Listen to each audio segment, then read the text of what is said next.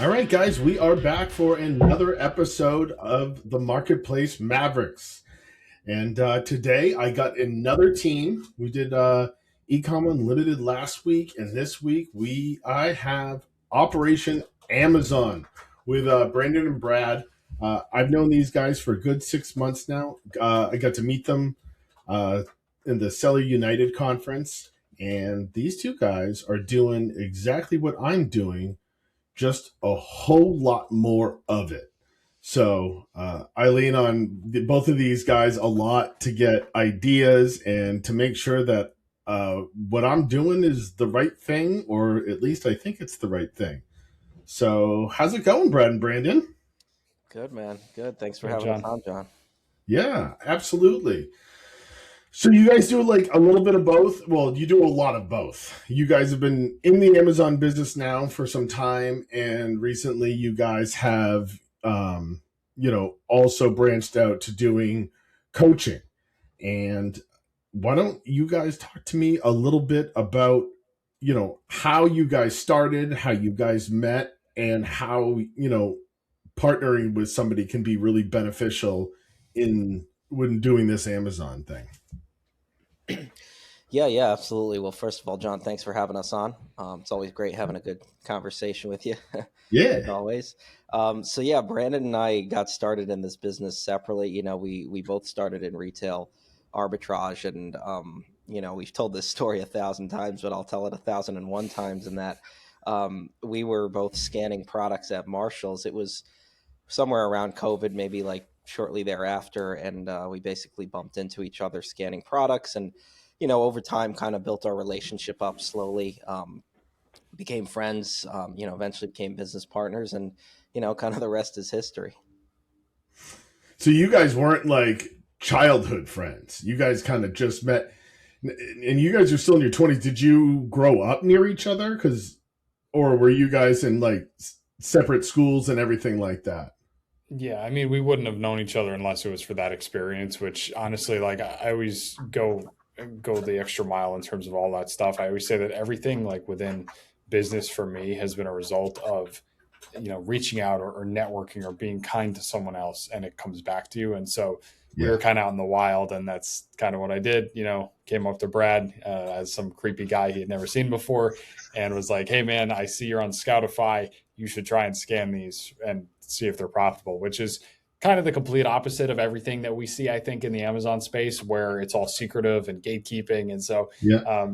it just goes to show you like how far one single connection could go. But yeah, we started like everyone else did in that retail arbitrage and online arbitrage era, basically.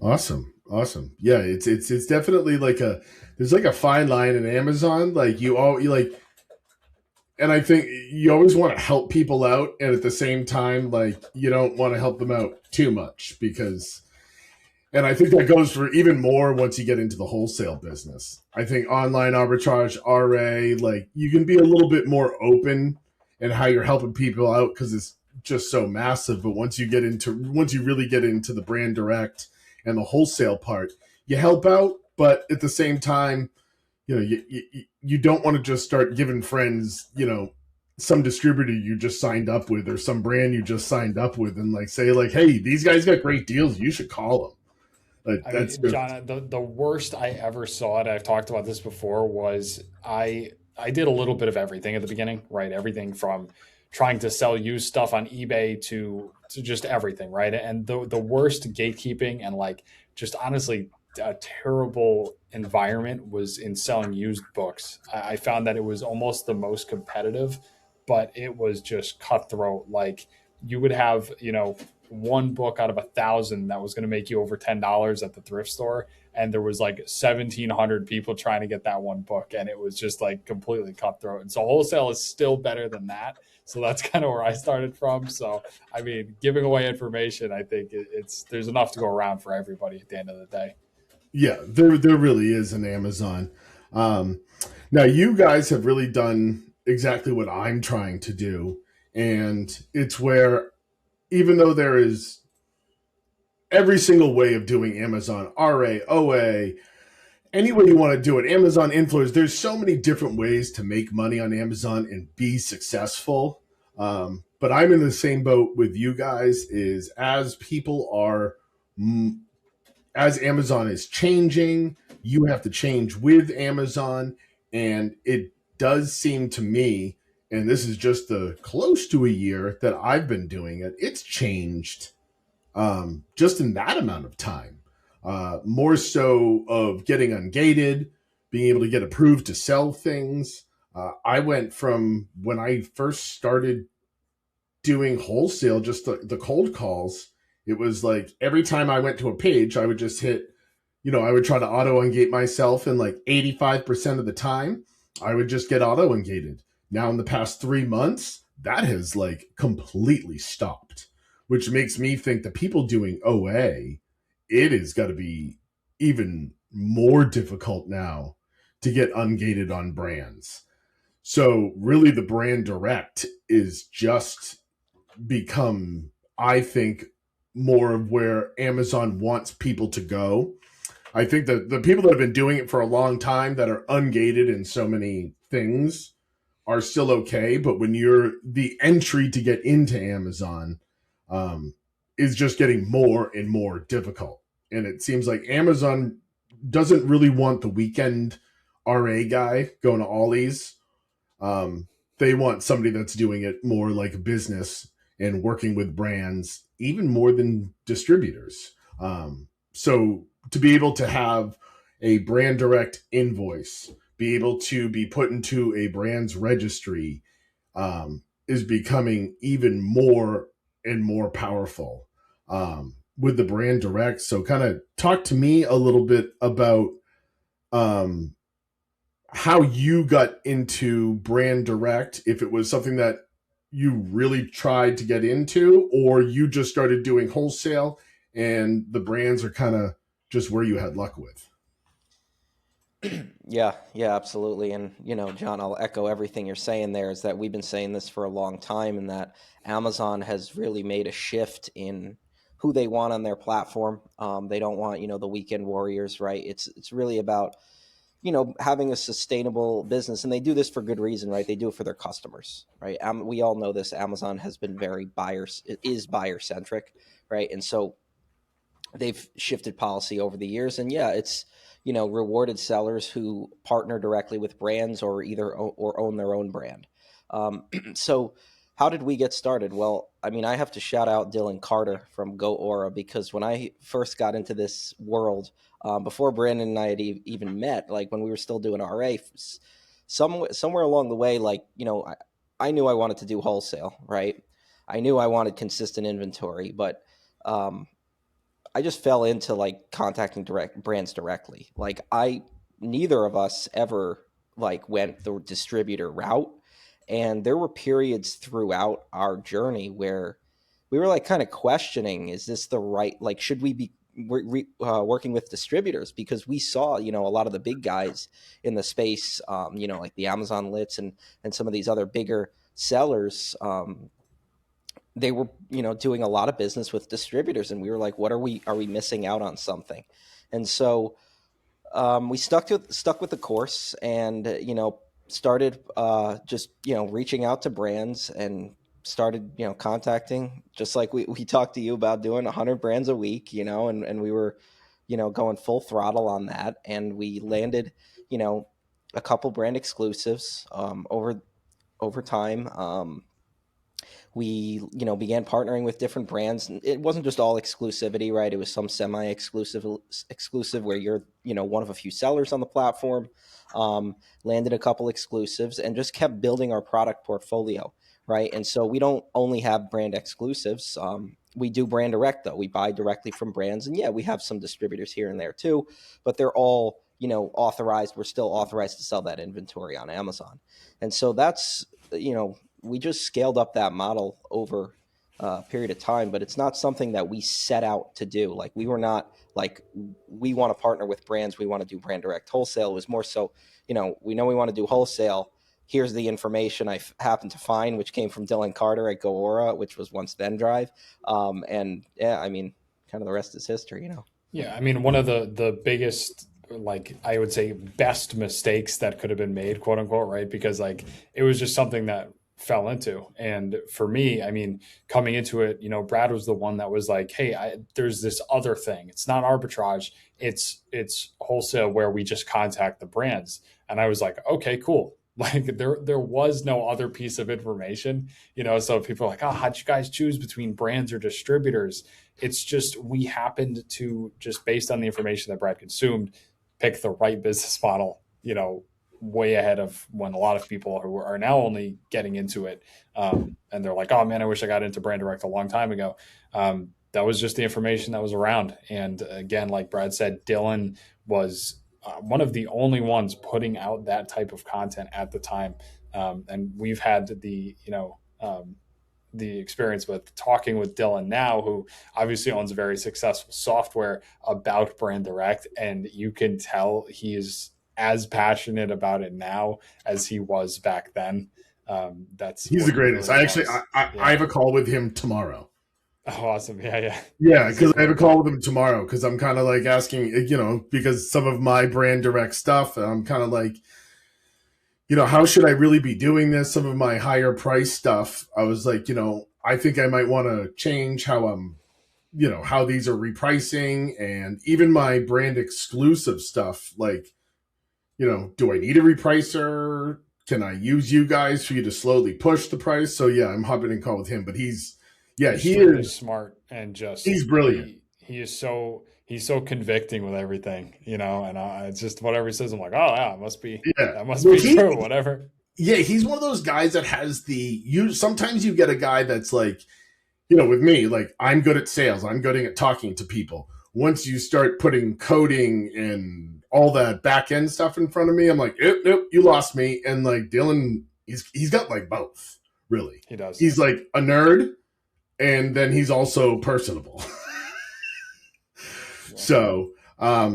So what's how many, or maybe you guys don't even know this number. I know you're seasonal. I mean, you guys do great numbers year round, but definitely, I've seen your numbers that you guys post on social media, and you definitely have some very strong seasonal products. How many brands are you guys working with, about between semi-exclusive to like exclusive? Are you working with? 50 plus. Okay. We're working with about 50 plus brands. But a lot of our brands, it is the 80-20 rule in that it's like you do 80% of your revenue and 20% of your SKUs type deal. But Yep. we don't have exclusivity with all of our brands, like by any means. Right. We sell alongside other sellers, especially for a lot of the seasonal products. Hmm. A lot of that stuff is like, for a 2-month window. But yeah, we do about 40% of our entire year's revenue in 2 months out of the year, November, December.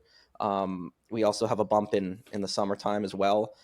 We have some seasonal items there as well. But like you said, we sell year round. We didn't set out to run a seasonal business, but it's kind of leveled off with, the other months are still pretty strong. So it's not like we are selling in Q4 and then dying the rest of the year. It's still, it has and always will be for us about consistency, stability, and predictability, and that's exactly why we got into this model. That's what this model is. It's the next best thing to owning the brand, right? You're partnering with a brand. You have all the authorization that you need to sell that brand on Amazon. If Amazon puts you into any issues, right, with the listings, the brands are willing to work with you and provide compliance documentation and things like that. All right. All right. So yeah, I found that I see people always complaining about IP issues and these issues and getting regated on stuff, and uh, I don't have to deal with any of that stuff. With the small amount of business I'm doing, like there's very little work, especially with me being I'm all FBA and brand direct. Like I was like, once you're all FBA and brand direct, I was like, there's not I don't want to jinx myself. There's not a ton that Amazon can mess with you. I With. mean, John, like, It cuts down a lot. what's like for you, being someone that you transitioned from arbitrage, like what has that been like, as far as like that transition for you from a, not even an Amazon perspective, just like a stress perspective? Yeah, it was. I just have a whole lot more time. Like, do you I, feel like you're running more of a business now? Yeah. I've always said that I kind of look at OA and RA as more of a hustle than a business. Um, and I don't think there's anything wrong with that for somebody who's 46 years old. Um, it doesn't make much sense to me, but I also would never want to, for these guys that are probably, even young, the guys in their early 20s, just cranking out, FBM orders right now in that hustle. I think it's fantastic for them because I think the young people that are doing this are young entrepreneurs. And even though they're not building a business OA or RA that's really worth anything, because as soon as you stop, it's just over, they're learning so much. And usually those guys that are doing, 100K a month in OA and RA, they're not going to do it forever. And they're going to figure out, or, do what you guys did, transition to brand wholesale, or they're going to figure something else out that's going to be worth money. So I don't really think that, especially for young people, should be something that skews you away from like, hey, you're investing money into something that is not, it's not worth anything other than what the money you're making. I don't think that should scare people away. For me, it made my switch quicker just because probably something more to do with my age and just knowing that like I don't want to hustle.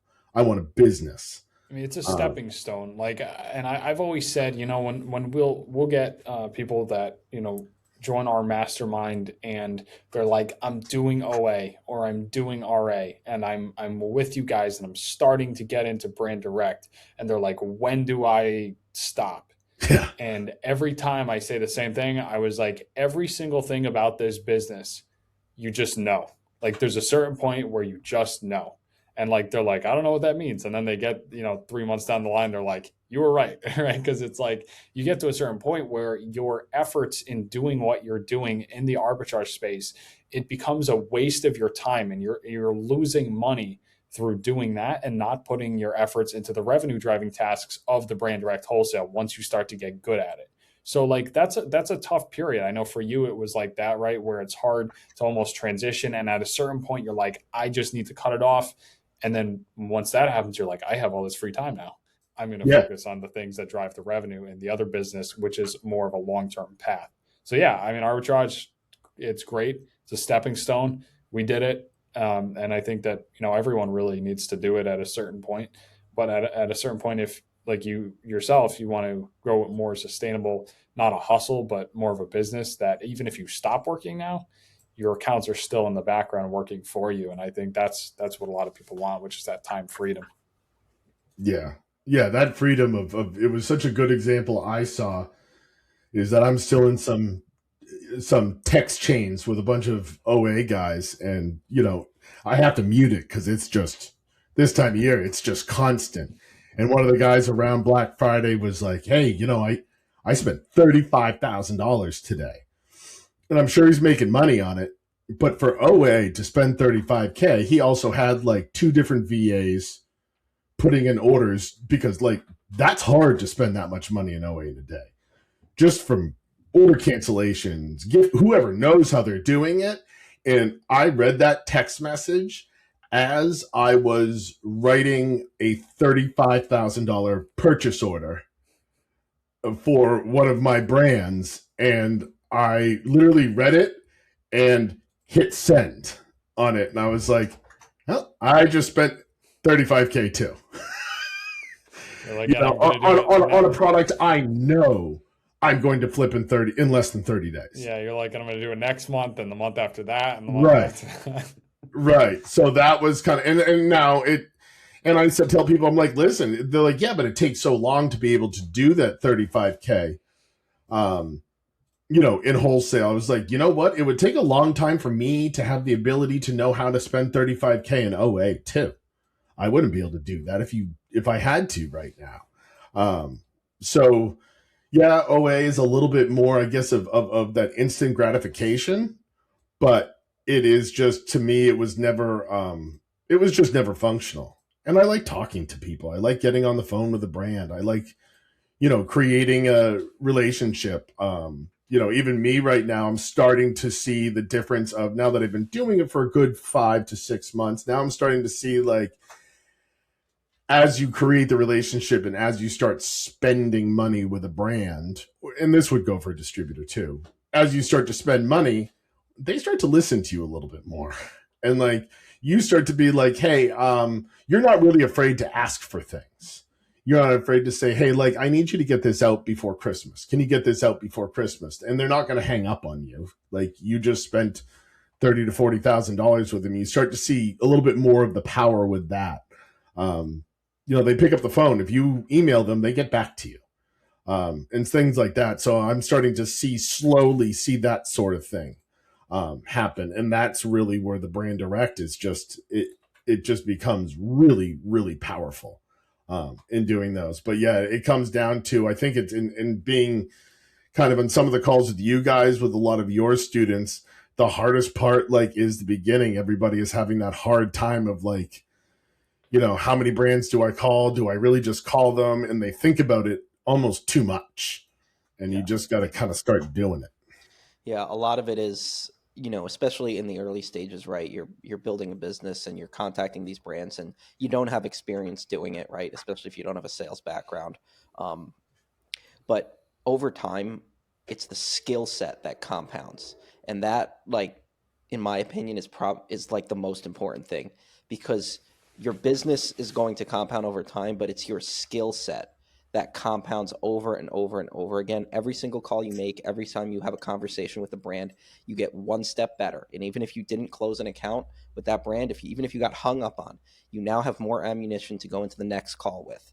And so you just continue to do that over months and years. And then you get into a position where we're not taking Amazon sellers. You like hearing that. Like, that's an objection that you like to hear, because and you've seen in the past there's opportunity with that. Yeah, we had actually, I think it was 2 days ago, someone in the program was kind of bringing a situation to the table that they had, where they were like, yeah, the brand on the phone with me straight up was like, we don't sign exclusives. And Brad and I at the same time were like, that's an exclusive opportunity right there. And he was like, I don't understand, right? And it's just because, like, you do this so much that you begin to understand the thinking and the rationale behind these brands when you reach out. And so all the time, like, the biggest question is like, how much money do I need to start wholesale? How much money? It's more than arbitrage. I can't start it. I don't have enough capital. And Brad and I always like to flip the script on that and be like, at first, your problem is that you have the skill set of a beginner. And so if you're to dump a bunch of money into your business with the skill set of a beginner, you're probably going to lose it all, right? Yeah. Or you make bad buying decisions, whatever, right? Lose money on the purchases. Right. The issue at the beginning is the skill set. And then eventually that problem flips to be, I have so many opportunities and I don't have enough capital to purchase them all. And that's a really strong position to be in, because that means you've acquired the skill set over time, done exactly what Brad's saying, and like, you're learning from every single call. Super, super important in the beginning to focus on that rather than the money, in our opinion. Yeah, that's I'm still not there of trying to find enough. Like, that's kind of my goal in 2026.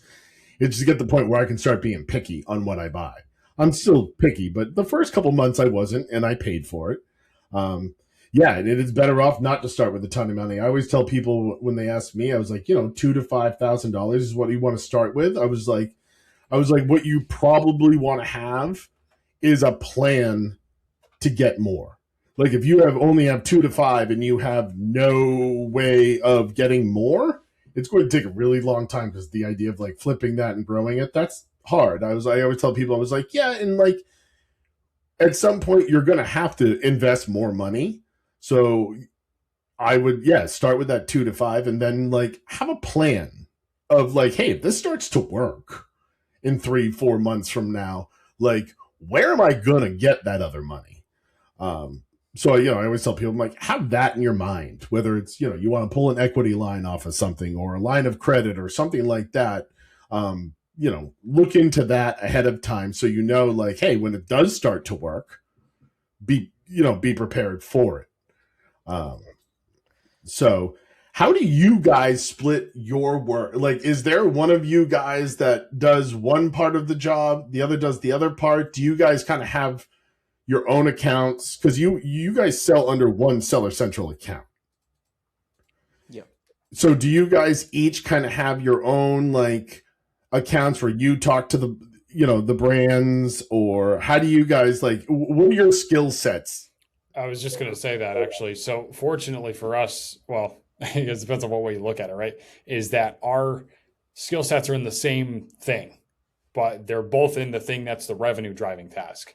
So I think that would be better than for both of us to be like great at like changing the detail page on Seller Central, right? Like that's not gonna push the business forward. I mean, so for us, we focus on those revenue driving tasks, which is what I think has allowed us to scale at the capacity that we have over the years. And we handle that process pretty independently, right? So we're dealing with the accounts like it's like anything. It's like once you got the account, like you own it as far as the communication, because the last thing that a brand wants is to say, hey, here's this guy you've never talked to before. By the way, you're dealing with him now. It feels like they just got screwed somehow, even if they didn't. Right. And so we like to kind of keep that process to be pretty fluid like that.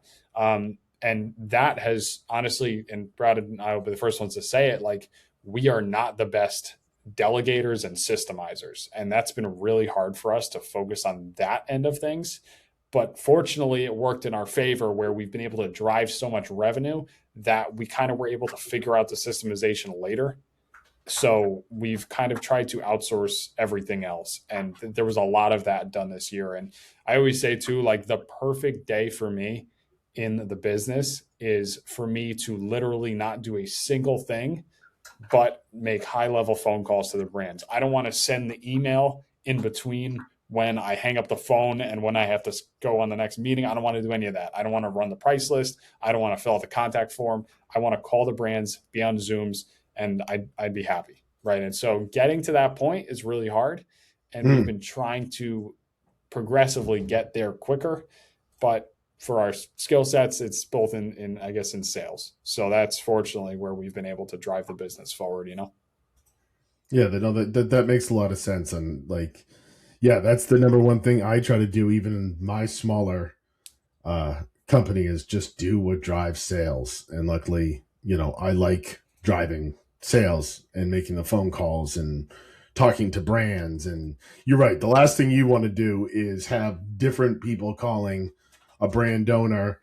I always say, like, I'm the only one that talks to the brand owner other than maybe my VA getting an email or something like that and sending, if they have to get some information from them. But, I always tell them, like, if you need something, call me, text me, email me. Like, I always kind of try to push myself as being a family business also, because so many of these brands that we're dealing with, and Brad, you mentioned this a lot, small to medium doesn't mean like they're not doing well into seven figures a year. For a brand, it can be a brand where you're talking to the secretary and the owner's office is just right behind them, and there's 6 people working there, and that's it. A brand can do massive amounts of money, with that. So even the family owned, that's part of my sales is kind of like I'm a family business, and I'm usually talking to another family business 9 times out of 10. It's like the, setters and closers in sales, right? Like we have other communications with assistants, with things like that, right? But if it gets to a certain point where it's like, this is obviously a high caliber, or this is something like at that point, it goes to us and we stay in communication from that point on, just because, like I said, Brad and I are not filling out contact forms. Right. We're not sending initial emails a lot of the times, right? Like it's just something either that's an automated process or someone else is doing it. Like, but at a certain point when the radar goes up, it's like a deer when they hear something and the ears go up, right? It's like the same thing for us. When we get that sense, that sixth sense of like, this is something we need to step in, we do. And we kind of stay in that position throughout the lifetime of the account at that point. Now, I would assume a good part of the reason why you guys are automating so much of what you do, other than just for it to make sense with your business, is you guys have really started coaching and started Operation Amazon. And how long have you guys been doing it now? Did you start it this year? Yeah, so we've been putting out content and information for years now. To be honest with you, I first started making YouTube videos just to help people out, share what I was doing within the business. There was never really any intention of like, building an education program like we have now. But over time, we've seen a massive shift in the industry. We've seen a lot of arbitrage sellers get frustrated with where they are in the process because of Amazon's strict rules, and we saw an increasing demand for this kind of information. And we've been in the game for now almost a decade doing brand direct wholesale, when many people are just shifting into it now. And so we said, we're gonna build an education program, and that's really important for us. In that is that both being operators, practitioners, and educators as well, right? And so we never want to be the people who are just not throwing shade at anybody doing that, but just selling courses, right? And that's another key thing, is that our program is not just a course, right? It's a mastermind, it's a cohort, it's people who are involved in the business, living it, breathing it, doing it, and working, everybody's kind of working together, achieving their goals. Yeah, we were actually in the opposite position, where we were like refusing to do any of that, because we're like 10 million sales a year. That's what we're hitting before we're putting out a piece of content. And then everyone's like, wait, what do you guys do? You do this brand direct thing? I'm trying to do that. Can you help me with this? And it was just overwhelming, the amount of I thought this was normal. I thought that's what everybody did. And then we kind of found out that it wasn't.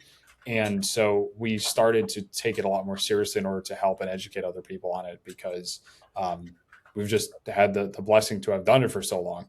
And but exactly what Brad said, we absolutely pride ourselves on being operators. And that's where the place that we come from when we teach within the mastermind is the owners and operators of a business.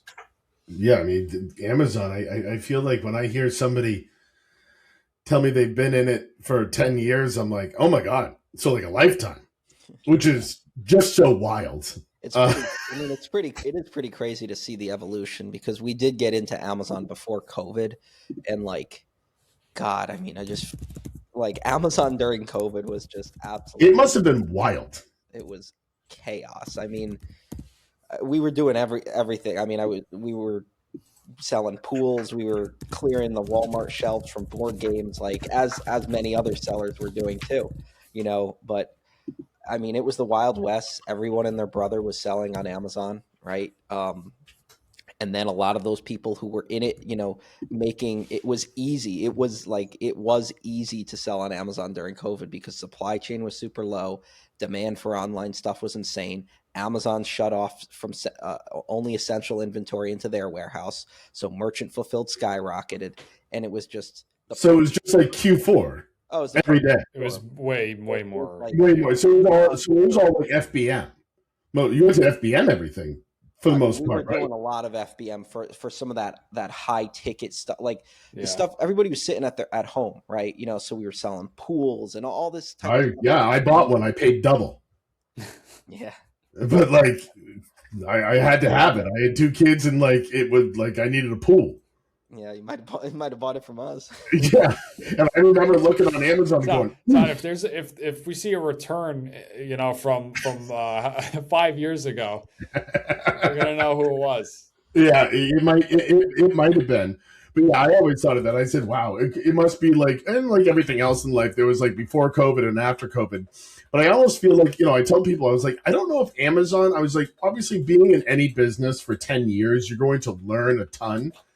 I was but the couple of sellers that I talked to at Sellers United that have been in this business since, say 2015, 2016, a couple of them told me they're Amazon is so different from 2016 to today. Almost the stuff that I knew in 2016 doesn't really help me today, because it's just so different. They're really what you learn from being in Amazon for 10 years is how to evolve just with it. It's Amazon's not going to go out of business. It's not going to die. but it is going to constantly change. And if you don't change with it, whether that be, transitioning from an OA to, a brand direct, or simply being able to change and evolve with how advertising is working, how AI is working, how what you did for your PPC campaign in 2016, I doubt looks anything remotely close to how you're advertising now, right? So really what you knew in 2016 doesn't really help you today. But just having the knowledge to know, like, hey, it's just Amazon is a fluid thing. And if you don't, and I guess this could go for a lot of different businesses, but as you go, you just have to keep on working with it.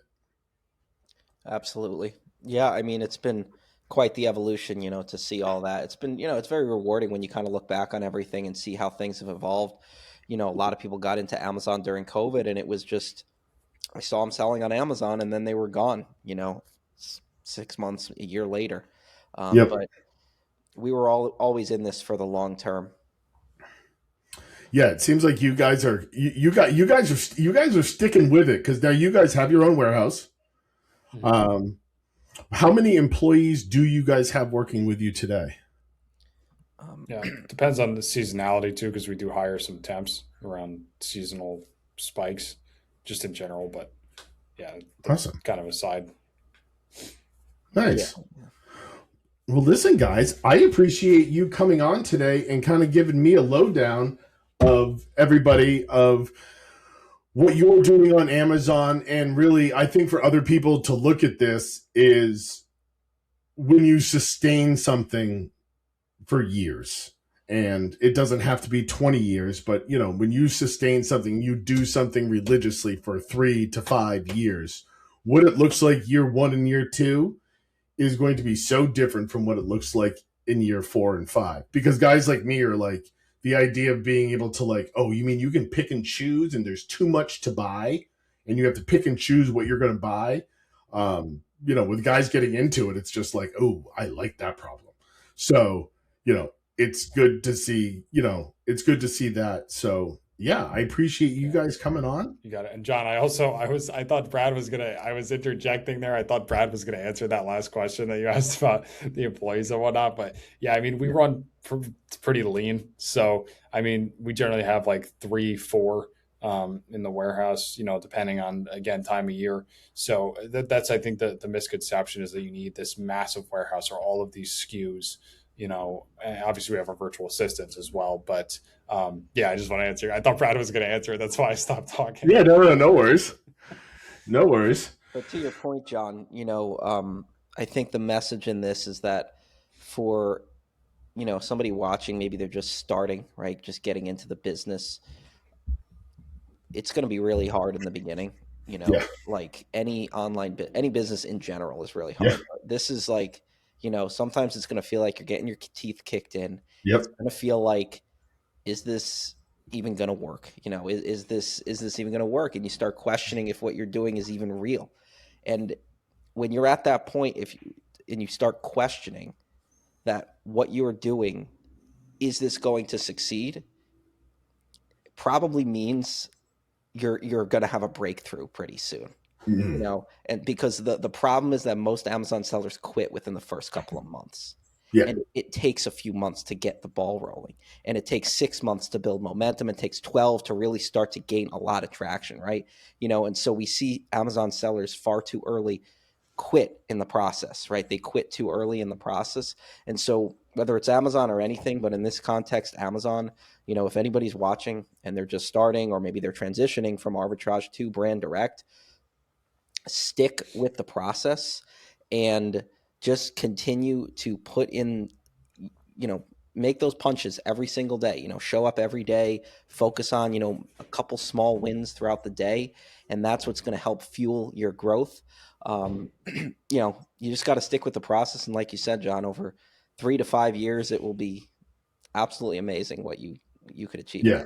Yeah. Brad always says the analogy of like pushing the snowball up a hill, and it's getting bigger and bigger as you push up, and it becomes heavier and heavier and harder to push. And at a certain point, you will reach the top of that hill. The problem is most Amazon sellers give up before they reach the top. And then once you reach the top, it's compounding, and that snowball is going faster and faster down the hill. And getting to that point is a beautiful thing. Yeah. I think that's all of our goals. I would like that goal. I'm working on that. That is my goal for 2026. John, you're crushing it. I mean, we're watching it happen. I have no doubt that you're going to get there. Yeah, no, that is my goal for 2026. Is by the end of 2026, I think I'll always do outreach, but like it starts to turn into, I got to figure out what I can buy, and more of like budgeting and really planning. Yeah. I would like to get to that point. So, well, thanks a lot, guys, for coming on today. I think it gives everybody kind of an insight to what you're gonna run into getting into Brand Direct. I'm gonna link all their stuff and how you can get a hold of these guys through social media.